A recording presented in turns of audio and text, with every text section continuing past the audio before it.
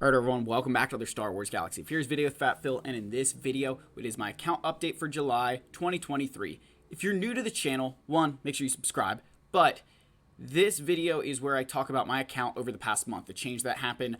I look at where I think I'm going to head, just some of the things that's going on. It's a good roadmap for me, and the real point of these videos is that you can go back in time to when I started doing these in 2022, and you can see how my account has progressed over time. I think one of the biggest problems in this game is that a lot of players, when we're creating content, we don't always show the change that's happening. That you might get this narrow window into somebody's account and be like, wow, they're really, really good, not seeing where they come from and the steps that they've taken to get there. So that's exactly what this guide is intended to do. So before I get into that, I want to give a huge shout out to my channel members. Thank you guys so much for your continued support. If you guys want to join channel memberships, there's a link in the description down below. Otherwise, make sure you subscribe. I'm going to say it a lot. I want you guys to subscribe, like, comment, let me know your thoughts. All right, so if we go back into the game here and we go to our handy dandy favorites page, you guys can see that we've got our Tusken Chieftain on farm. He is now 6 stars. We still have Armor and Tusken Warrior up here. Again, no real progress has been made, just kind of keeping him there for me to think about. We've got Marin favorited. We are farming her out of the Fleet campaign. Cal Kestis is on the favorites, right? Just a bunch of favorite characters here that I'd really like to start farming or think about farming in the near future, which is what Trench, Omega, right? I'd love to gear some of these characters, but I really am out of like Kyrotex and other stuff right now. L3, another one I really want to finish off for Dash. So again, it's just a way for me to think of these characters. We are farming our Resistance hero Finn right now because I technically am going after Rey in the Journey Guide. We're not committed to this farm yet, but it's something that, depending on what Leia's requirements are, I may or may not go for Rey. So I am farming Zori right now. We finished off Rose Tico during the month of July. So this has been some pretty good progress here in terms of like farming shards, right? It's exactly what I want to be doing. And then the next thing I'll start after this, I'll probably start working on Seer. Just kind of start slow farming her until Rex and Nisa go farmable, and then I'll be 100% on that train to finish them off. And then at some point, probably add on Trip Zero here. I was farming him because I did get BT1 out of that like shard shop currency pack, right? I took a chance on it, and I was like, I may as well do it. So that was a good pull for me. So very excited for that, hoping to continue moving in this direction.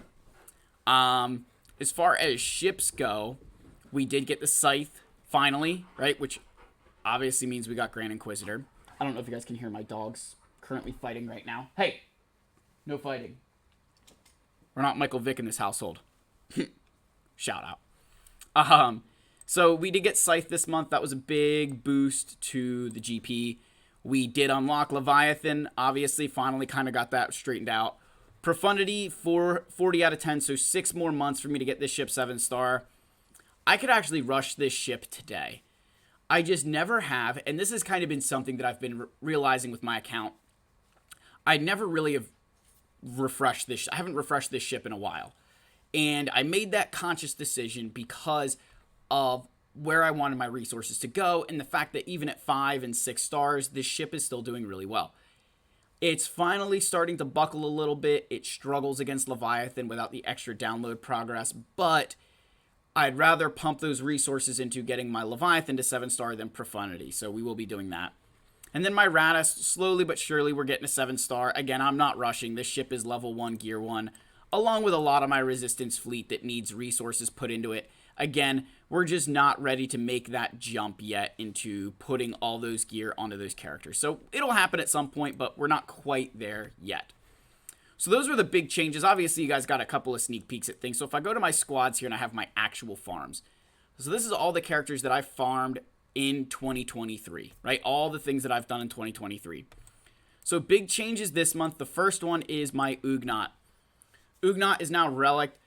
My guild had somebody leave, and we needed this character for operations. That player had farmed them, and of course, no one's going to volunteer to relic this character, so as an officer, I stepped up to the plate and said, yeah, you know what, I'll farm him. I hope he's a Leia requirement. That would be amazing, but, realistically, it's just something that sometimes you need to do for your guild, and as an officer, I feel that it's not fair or right of me to not put my money where my mouth is. That if I'm going to ask you to do something, I need to be willing to do it myself. So add Ugnaught to the list of characters that we've farmed for Rise of the Empire territory battles, like Ben Solo and Boba Fett signed to Jango. So we did that.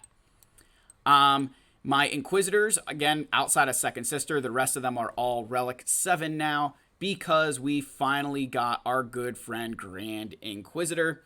So the event finally came back around. He's Relic 7.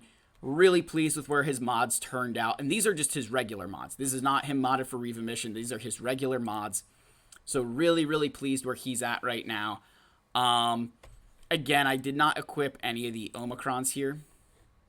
Right? I just don't see I don't need those Omicrons if Reva's lead is better than his. So not really worried about equipping those Omicrons. Just going to kind of leave those go. We also finally did Moff Gideon. Took him to Relics. Very pleased where he's at, 364. Not crazy fast, but if we look at the mods, all 5 speed rolls, just a lot of them 22, 23 speed. 224, so a 22, a 22, and a 23 speed here. Again, you could add some extra speed if I could have some better rolls there, but it's one of those situations where I'm happy with 364. It's going to outrun a lot of other things in the game. So definitely pleased with where he's at right now. Relic 3, because the team I'm using him with has Veers and Range Trooper who are both at Relic 3, so I don't see the need to take him beyond that when I'm not going to be taking those characters there. And then we also did Iden Versio. Wow, look at that. Look at their power. Their power is exactly the same. That is crazy. That is, you guys see that? Like, that is so weird. Power is exactly the same, except I'm missing a Zeta on Gideon. And yet Iden, I wonder what's causing that. I mean, wow. It's actually really funny. But Iden Versio's here. So modding, I didn't get nearly as many rolls of speed on her as I wanted, right? 12, 10, 15. 21's not bad, but it's not great. I have faster mods with 4 speed rolls. And then 9 up here. This is definitely something I'm running out of really good mods to use on the account. So definitely need to start thinking about doing some calibrations and things on mods to try and get better ones here. But she's been a nice change. She's been a huge help, especially with TIE Defender. This has been a absolute marvel in my fleets and has really helped me offensively in these GACs so far. So really, really pleased to have Iden Versio and Moff Gideon finally. Those were 2 huge steps for the account, kind of finally looking here and saying, yes, we got those characters. So before I go any further, I thought I would just take a quick look at everything I've done this year. And we're just going to look at brand new relics. I want to say why, I've been kind of making, some videos on why I'm out of resources. But if you look here, so let's go here. Lord Vader was the first relic I did, right? We had Canderous Ordo. Then we had 5 here, right? So there's 7 total relics. 12, 13, 14, 15, 16, 17, 18, 19, 20, 21, 22, 23, 24, 25, 26, 27, 28, 29 characters to relics already. Wait, is it 29? Hold on. 1, 2, 3, 4, 5, 6, 7, 8, 9, 10, 11, 12, 13, 14, 15, 16, 17, 18, 19, 20, 21, 22, 23, 24, 25, 26, 27, 28. Yeah, 29 characters to relics, which I feel really good about, right? That is a lot of characters to relics already this year. And that's just relics, right? We're not counting the 1, 2, 3, 4, 5, 6, 7, 8, 9, 10 characters who I've increased relic levels on this year.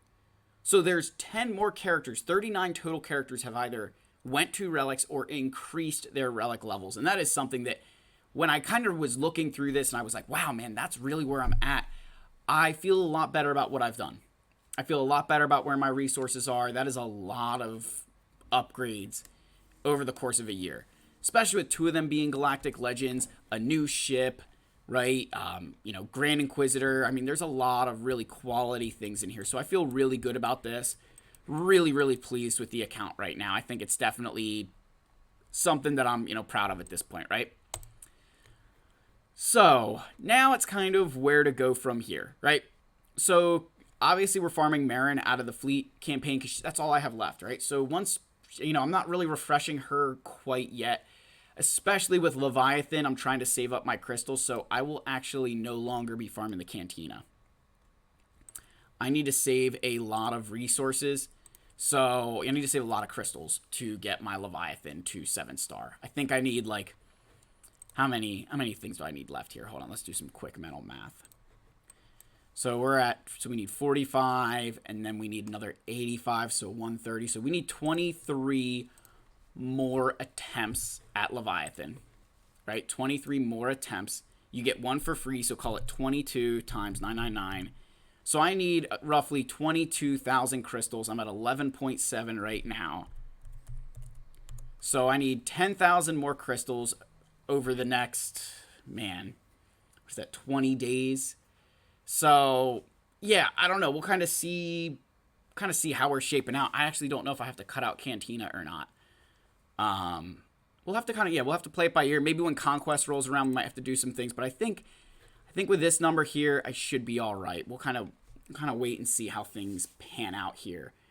But yeah, guys. So that's kind of the big things that's going on, right? Trying to save for Leviathan. But obviously, we've got kind of this question of Rey versus Leia, and I know I've been kind of toying around with it, so thought I'd cover it a little bit more in this video itself, right? Just kind of at the end here. So with Rey, the situation where I'm thinking I need to think about, right, what's in my head is that she's going to be a lot less relics than Leia is, right? In terms of relic levels, Rey is going to require a lot less than GL space buns. It's just that is a matter of fact, right? I was looking actually today, and let me see if I can pull this up. Hold on here, guys. Give me 1 second. I'm going on my... There we go. So if I go to Rey... Yep, there we go. Okay, I'm going to switch over my screen here. Whoops, that's not what I wanted. You guys get to see my blue stacks there. There it is. All right, so here's what I need for Rey in terms of relics, right? And you look, I need a lot of bronzium wiring, carbonate circuit boards, and then the oroidium heat sinks these things here. But if I go to Leia real quick, I need the same amount of electrium conductors and Zimetal cards, except there's only 5 of Leia's, 15 requirements released at this point, and I already need a similar amount of these pieces. Plus, look at the signal data, right? We're at 150 blue signal data for Leia already, where Rey only needs 255 total for the rest of her characters. So Leia's requirements are going to far exceed Rey's signal data stuff. But where I'm really looking at where the difference could be for me is going to be down here in the gear, right? GL Space Bun's already requiring a lot of stuff, but if a lot of the characters for her are things that we've already invested into or are very easy characters to gear up, I don't see this being a problem for me. Like, I think I could do either one of these characters with the rest of the time in 2023. I just need the rest of Leia's Rex to drop in game. And I think the sticking point for me will be Kyratex. How many total Kyratex will Leia end up taking? Because right now, I still need a lot for Rey, but it's something that's doable, right?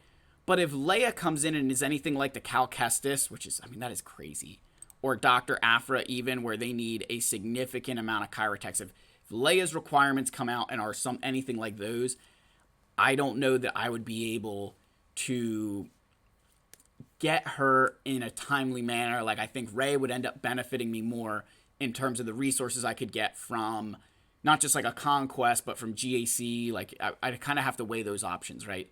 So where I'm kind of sitting here right now is I really need Leia's Rex to drop, right? That's what we're waiting on. It's what the account needs. And my account is at this really awkward stage in terms of what to do next, because we're completely kind of in this standstill until they let us know what this is.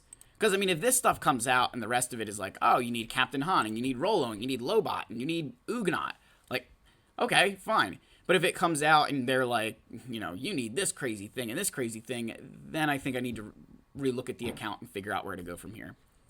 So that is the update for July 2023. Let me know what your guys' thoughts are. As always, smash that subscribe button, leave your likes, leave your comments, and I'll see you on the next video, guys.